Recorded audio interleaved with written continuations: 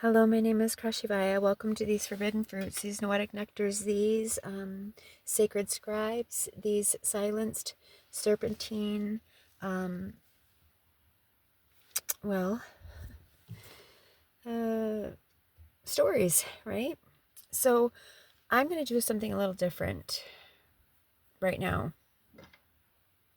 Whoa. I hope I'm going to do something a little different right now. Hold on a moment. I want to, because Papa's been making noise and I'm kind of worried about her. Plus, I want to cram another slice of pizza into my face because I'm getting really nervous and my stomach's already starting to get a little rumbly. And I don't want my stomach growling through this entire interaction between us. So, anyways, welcome. All are welcome. I'm just a forewarning. This is going to be what looks like religious in nature. And it is not at all. This is me trying to tie in the spiritual with the scientific, with the religious, with the government, and the doctrines, programming, fundamentalist, all of that, those views, and how basically we've been knowing about it.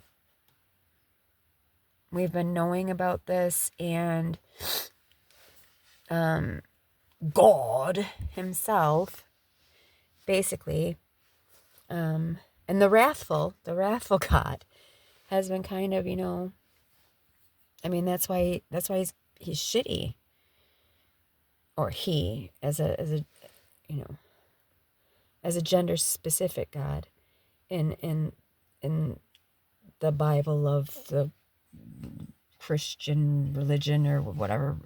I don't know how you divvy out sects and um, Judaism and Muslims. I really honestly still haven't gotten quite the gist of that because I thought Catholicism was Christianity. But at the same time, I'm not so sure. I don't know. I don't know. Uh, and I mean, I have to be quite honest. I owned the Torah at one time. I what? I don't even think I ever opened it up. It was scary. I owned the Book of Mormon. I think I still own the Book of Mormon. I should say I had the Torah in my possession at one time. I don't even think I ever opened it up. I don't even remember what it looked like. I owned or had in my possession at one time the Book of Mormon. I know I had my friend gave me, oh man, I don't even remember what it was called. But she was a Jehovah's Witness, so I'm pretty sure it was just a book of Jehovah's Witnesses. I'm not positive. Crap. But that was a long time ago. I lost that a long time ago. But I had that in my possession one time. I have not read any of these books, okay? Any of them. The Bible, the Quran, the Torah, no. I am not, I can tell you I've read a lot out of the mass different publishings and variations of the Bible. I've read a lot of it. I have not read the entire thing tip to tail. No. And I have not studied it and focused on it, but I will tell you that I get sent to certain areas of it, and the mentors, the teachers, the initiations and guidance, and since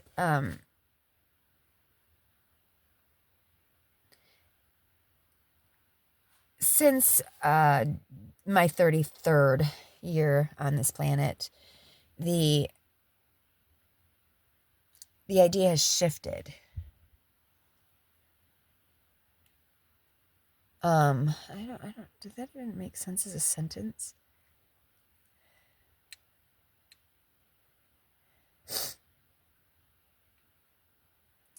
Well, it used to be I took everything very literally. And yeah, I really did think that, like, if you shaved Samson's hair, he would lose his strength.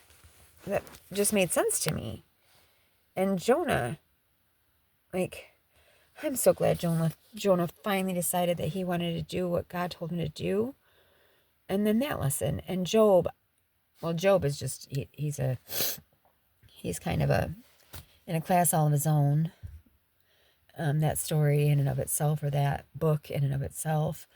But so many of these, anyway, tonight I was placed in Ezekiel because for whatever reason, and I will come down with great vengeance and furious anger. Samuel L. Jackson from Pulp Fiction. For some reason tonight that came into my head, and then I looked it up online, and it was Ezekiel 25:17, and it led me to, because I was like, okay, well, that's not at all what it says here in my King James Version. And man, I wanted the one with the pretty red letters, but this Bible has been very loved, so so I feel it. Red letters and red leather, yellow leather, red leather, yellow leather. Red letters, yellow leather, red letters, yellow leather. Anyways, but I started reading the chapter 26, and I was like, I just picked up it. I mean, I read a little bit of 25 too, but I just picked up, and I'm like, that. So much of what my other mentors and other guides, like just guides, messengers, people that have dropped little tidbits of information. William Donahue. I mean, I'd like to give a big, I can't really because I got a sweater on and it's covering my thumbs, but I mean, the universe sending us him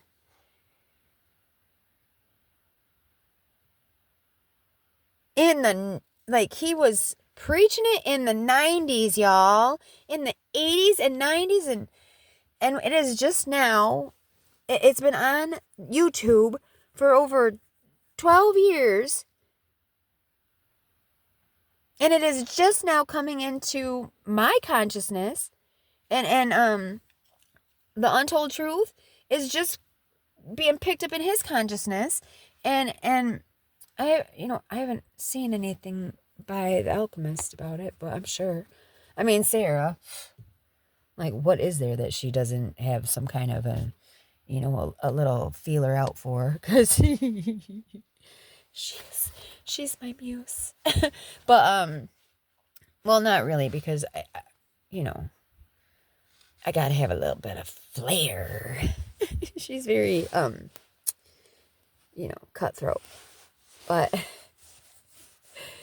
and, anyways, but William Donahue. Good old Billy Donahue. R.I.P. Michael, back left window.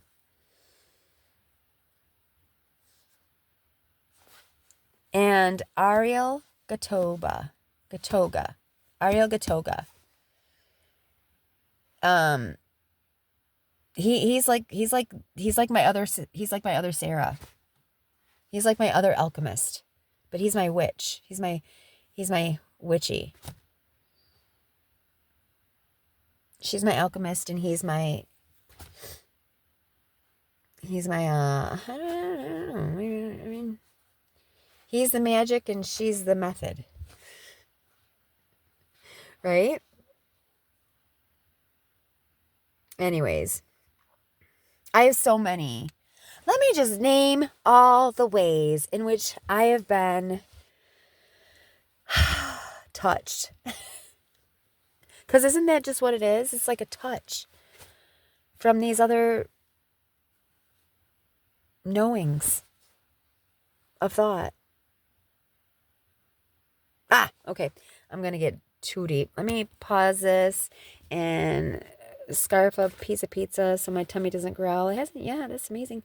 And then we're going to go into Ezekiel, chapter 26. Oh, no.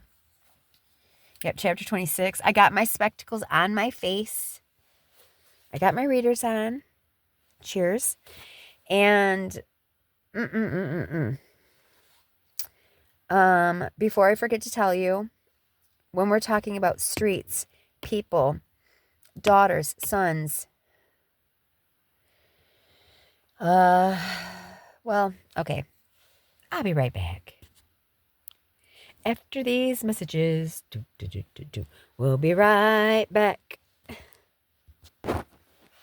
Sorry I'm back. I just had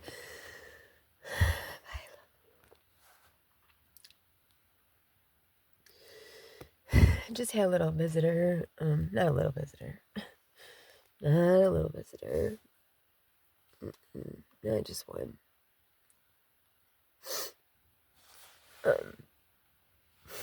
But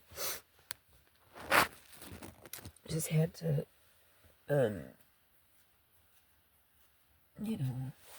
because I need to know what I need to know, and I need to know what could help me get out of this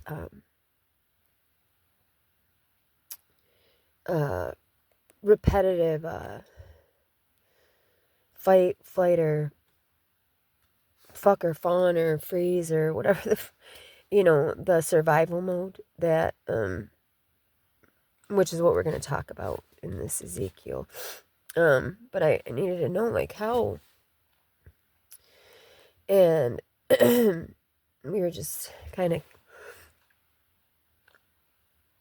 going back and forth, and it's like people will take like your bad times, like say it's like for 2 weeks you just like, man, you're on one, like say you had a 2-week bender, or for my example, say you decided to steal $400 from your parents at age 13. I will admit, wow. I I can't give you the clarity as to why I did that. I was mad my best friend was moving away, and yet I was still forbidden to see her or spend any time with her before she left. At the end of the summer, the whole summer, I was not allowed to spend time with her before she moved back to where she came from. Where cinema the fuck she came from. I was, and I was angry, and I had never had anyone besides my cousin Sean that I was ever that close to in my whole life. And 13, I mean, fair, but it's not like you're 45, but it was the only friend, like, I mean, if you're an INFJ, or if you're a if you're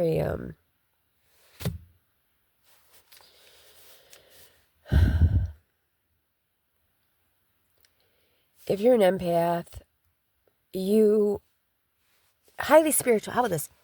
If you are a highly sensitive, not highly spiritual, if you are a highly sensitive person, you know that there are only so many people that you can be around, that you can tolerate being around, that aren't bullshitting you.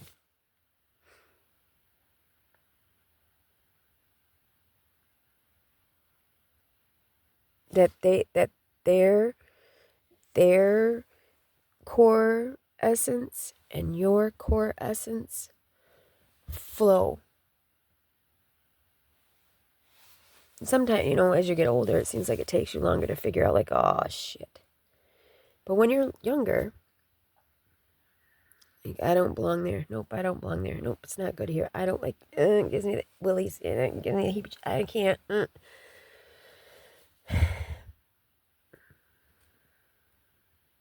You're a truth teller. And so I stole that one thing.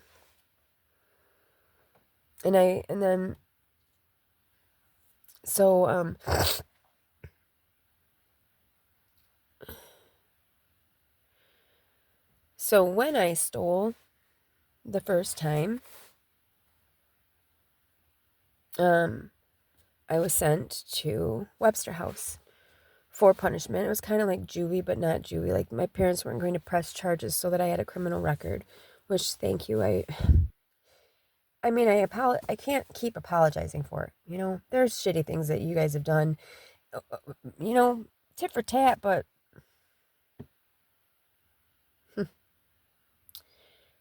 it was a big deal. That money is hard to come by. It still is hard to come by. I'm not ignorant. I did it one time. Any other time that there was any kind of money involved in me fucking around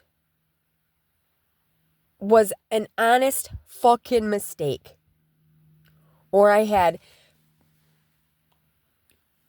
like, with all my heart, soul, spirit, willpower, I had put everything behind. Like, it would say candy bars from school, I had every intention of paying those motherfuckers back, and that was an accident. That $20. But $400 fucking dollars, those freaking phone bills, that $400, I take the fucking,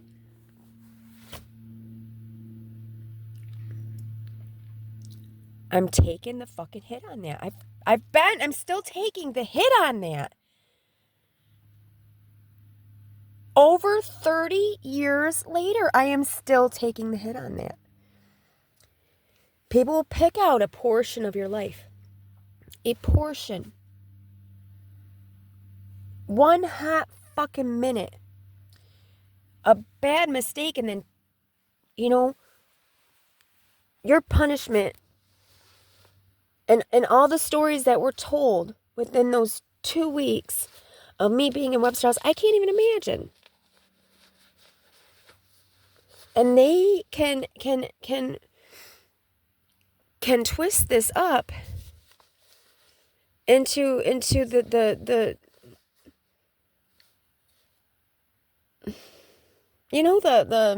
the makings of your whole life and who you are from one mistake.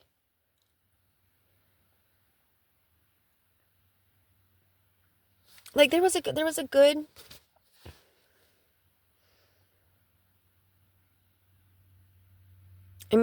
10 years where I was drunk, right? But out of those 10 years that I was drunk, there was only a good, 3 or 4 months where I was a fucking angry drunk.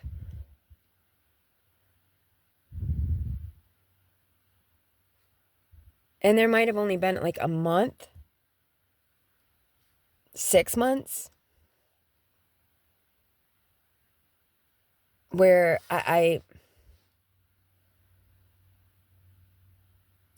and part of that 6 months was sober.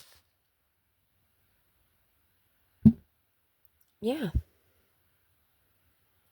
Where I was losing my marbles and honestly didn't know how to be a person. Couldn't hardly even remember how to breathe or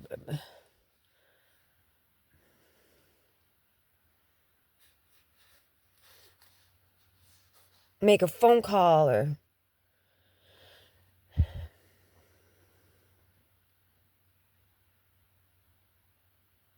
put down a toilet seat, shower for damn sure, brush my teeth. I was crying all day or screaming. And I was around my kids. But that 6 months, and honestly, I think only maybe 3 of it was when my kids were actually around me. The full, no, because it was, my kids weren't even involved in it that much. But for those 6 months that I was blind. I feel like Jacob Marley and blind, I could not see. Oh, whoa. That's exactly, I was.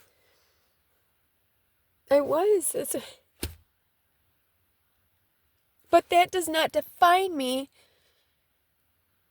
as a mother for 7 years. For 15 years, I was a mother. Alone.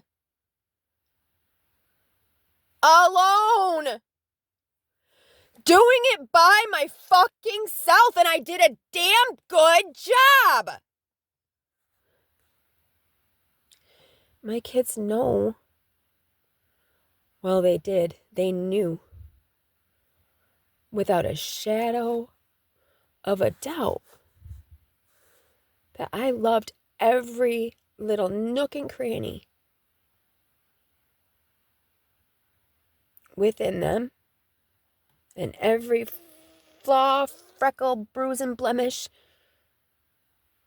upon them. They had no doubt. And then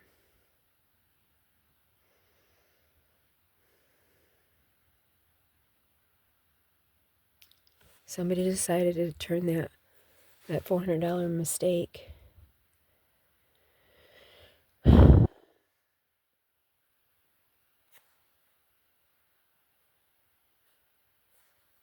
that 2-week criminal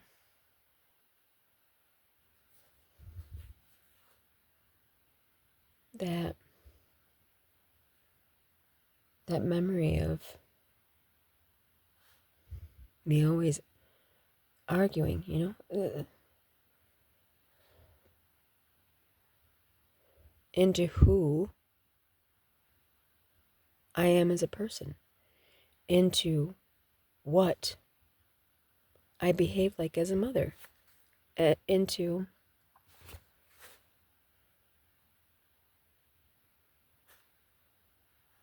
my narrative, into my child's perception of me, both of my children's, and now at this point it's going to be all of my children's perceptions of me. And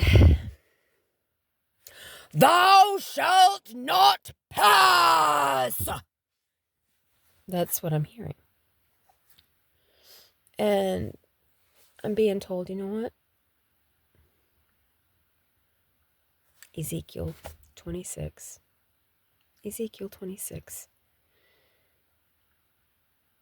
I don't ever, ever, ever want anyone's fields to burn.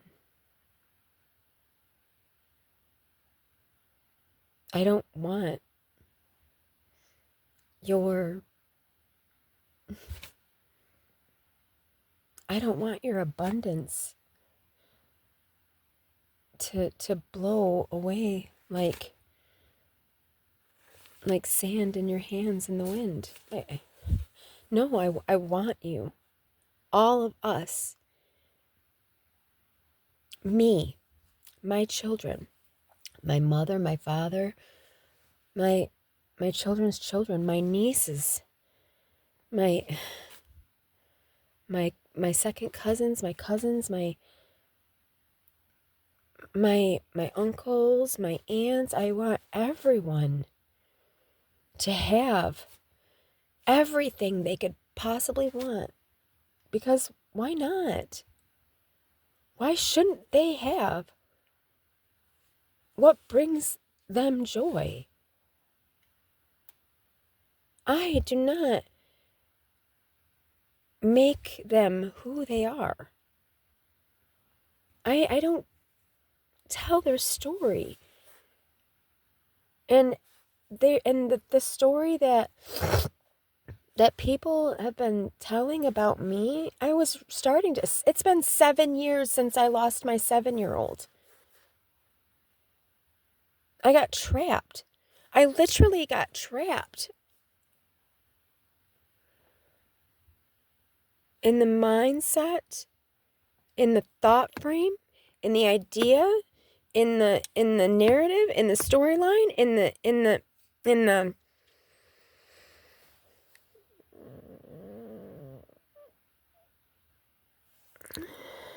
oh, I can't.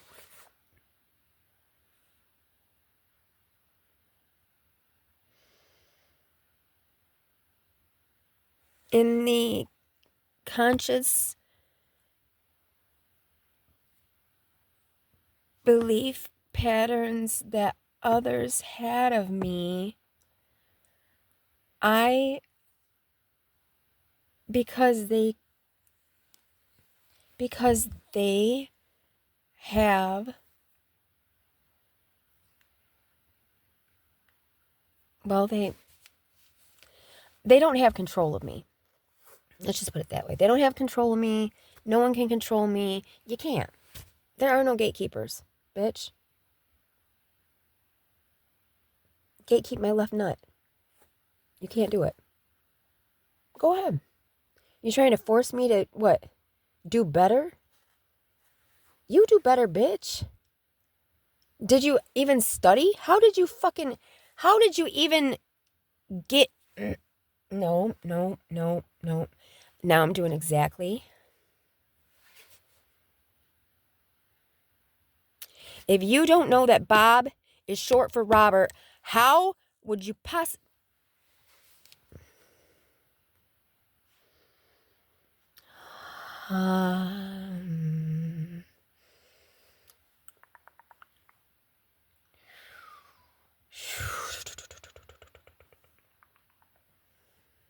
Ezekiel 26. We're going to talk about what in the Bible it says. We're not going to talk about the pineal gland. We're not going to talk about how, well, I'm going to say outright right now. All evil, everything in this world, bad, good, neutral or otherwise, it all comes from the mind. Now, you can use logic in your mind. And logic, I believe, is, it's got a connection to the heart space, the logos. Or you can use your intellect. Outsmarting people,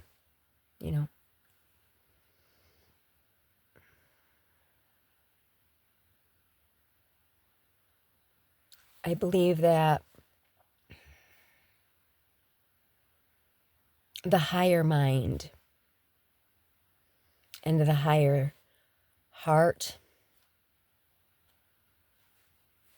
that's the logos. That's the combo platter.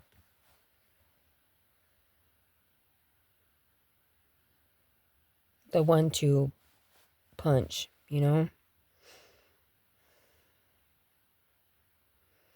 And that's why when people are like, oh my gosh, God would never do that. That's wrathful God. No, that is God wiping out Ezekiel 26. Come on, bitch, get it together. All right, see, we're already... I'm sorry, but I really do. I'm grateful for you. I'm so grateful for you. I'm so grateful for you, and I'm grateful for my guides. I'm grateful for my guardians. I'm grateful for my just those that'll come in and give me an energetic, like, squeeze when I feel like there's nobody out there. Nobody loves me, everybody hates me, and I just want to eat some motherfucking worms. And then I got stretched back here. Because, 1 second it's looks like a little one, and then the next minute is she's so, thank you. I'm so grateful. So grateful. Anyways, okay. We're gonna try, I'm gonna read it. I'm gonna read I'm gonna read the important part. No, damn it. This is a long chapter, but I'm just gonna read it through. And then I'm going to come back at another time and 31:13, and then I'm going to explain it, okay? So, I don't know, Ezekiel. You know what I'm saying? I get Ezekiel and Isaiah mixed up, and there's another E word, but. And it came to pass, this is King James, and it came to pass in the 11th year, in the first day of the month, that the word of the Lord came unto me, saying, Son of man, because that Tyre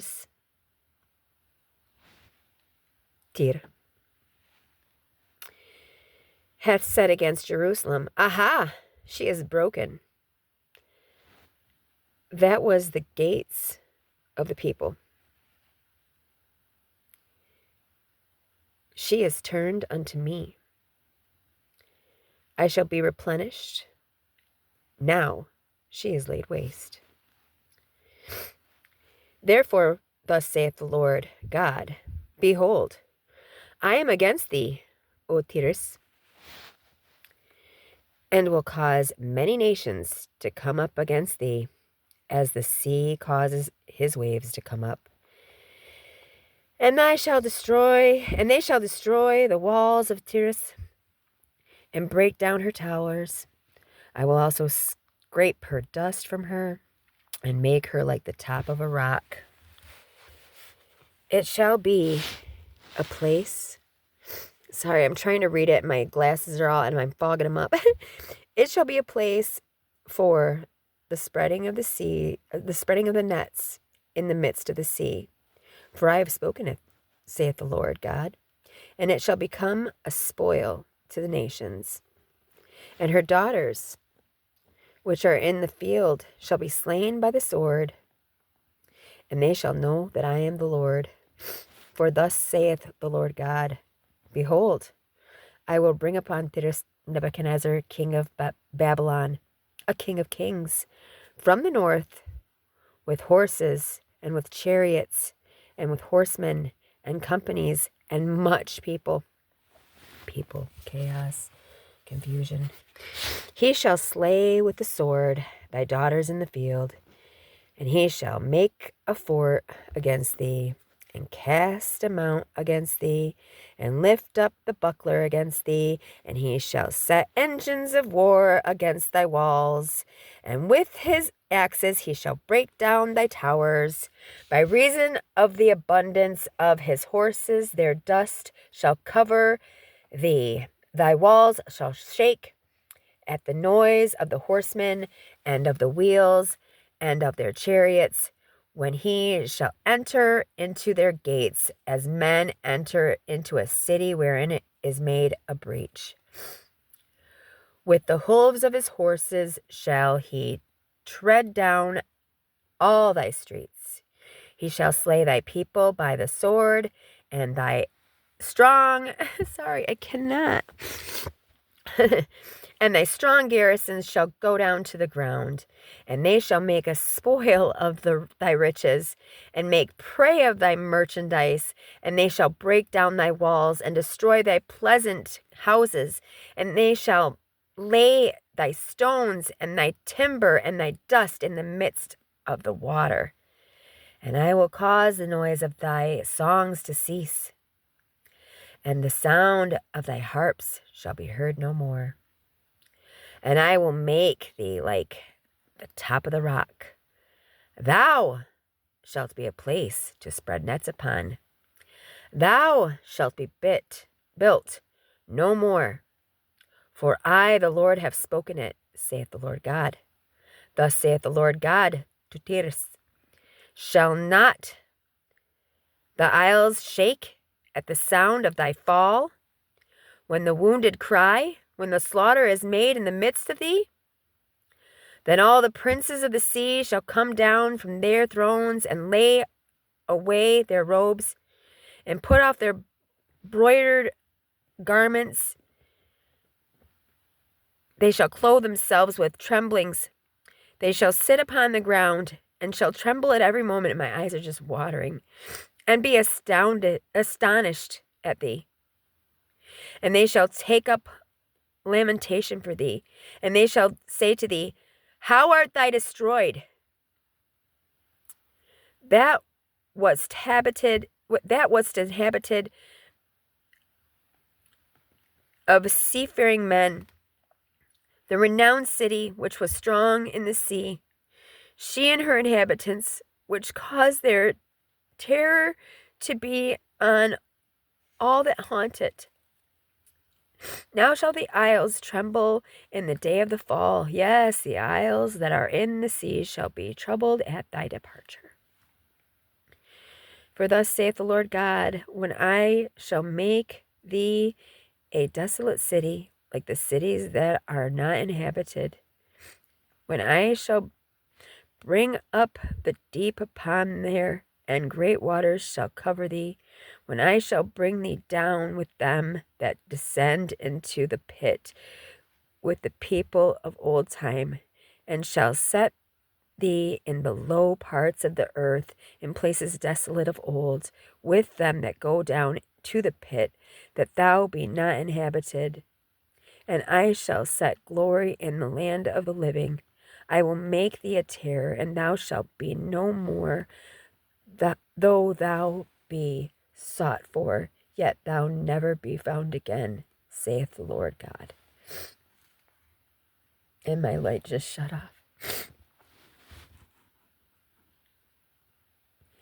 He is going to tear you down like he tore me down. But it doesn't have to take 7 years. You don't have to keep forgetting and forgetting and forgetting and forgetting. Because all these people, these streets, your daughters in the field, planting, the horses, the nations, the people, it's all confusion. It's all an illusion, Susan. It's an audible illusion. Babylon, it's an allegory. They were trying to use the brain to get to the heart. They were trying to use things in placement of people. And with that, I'm going to go. I'm going to try to explain this to you next time. I don't know. I actually hadn't read the whole thing through. I was actually going along. And then I'm like, why am I not recording this? Because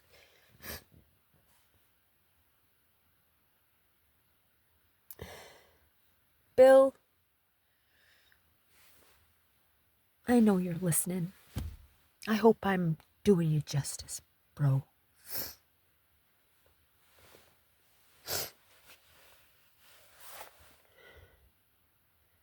No, you're not going to come back up out of the pit the same fucking person. No, you're not. Stop making them tell you Stop allowing them to tell you you are the same person that they were told. They don't even know you. They can't remember you. They were like 5 years old. They don't know who you were. They have no memory of you at all, period. They've hung out with you maybe for a total of 8 to 10 hours one-on-one since you were 13 years old. They haven't had more than a 2-hour conversation with you one-on-one, just you and them, since they were 21. And they're, pushing 40.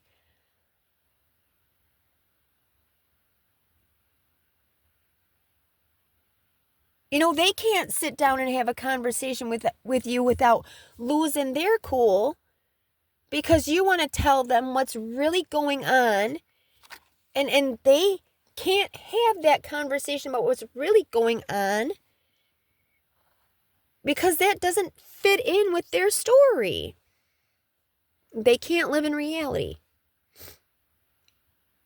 You don't have to live in reality either. Not theirs.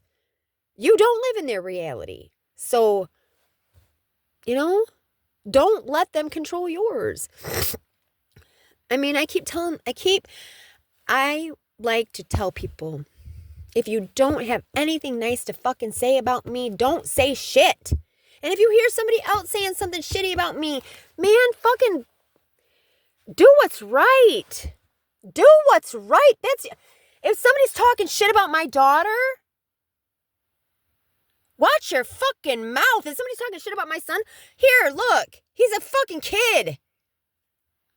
You're going to pick on him for not knowing how to socially adapt? He's a fucking kid, and he's been separated from fucking people in a goddamn trauma state. Yeah, that's all I got to say about that. I love you. Bliss out, bitch. Blessed be. You are fucking so much bigger than any of these motherfuckers out there want you to believe. You know why? You know why? Because if you knew the size of the heart that you have,